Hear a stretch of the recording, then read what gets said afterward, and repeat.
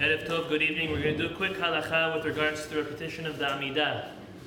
During the repetition of the Amida, we see different people. We see some people standing, some people sitting, some people walking, some people talking. What is the proper conduct during the repetition of the Amida? So, of course, talking during the Amida is obviously not the proper thing to do. We've spoken many times about the importance of not talking during the tefillah, especially during the repetition of the Amida. There is a big yitzhara to speak during the repetition of the Amida since we're actively not engaged in reading something or praying. However, that is a very important time not to talk. It steals the prayers not only from oneself but from the rest of the congregation. We've spoken about that. Now when it comes to standing or sitting, standing or sitting is as follows. Ideally, if a person is really feeling up to it, they should stand the whole Amida. However, there is definitely what to rely on, and it would not be an issue at all, especially if a person is either tired, elderly, or weak, or injured, obviously, chas v'shalom. They would be perfectly permitted to sit down when they are hearing the repetition of the Amida. So, again, best ideal situation, stand up the whole time.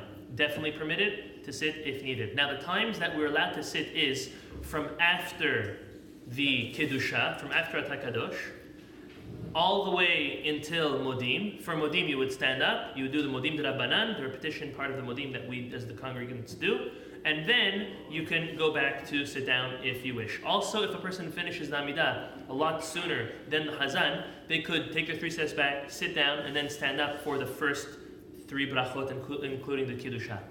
So again, sitting is definitely permitted. If you feel that sitting down will help you not walk around and not talk, then I'd say sitting is even maybe better.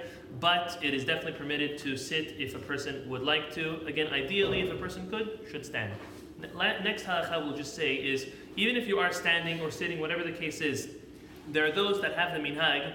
We don't see it Baruch Hashem because it's obviously a wrong minhag, but there are those that after the repetition of the Amidah, they take 3 steps back and they do Oseh Shalom Yirmahu, U'Barachman Shalom Aleinu, L'Kol Yisrael, V'Yimru Amen, as the congregants, not even as the Chazan. And we learned earlier that not only should the congregants not do so, the Chazan himself doesn't do so. The Chazan's 3 steps back and Oseh Shalom Yirmahu is by Kaddish Titkabal.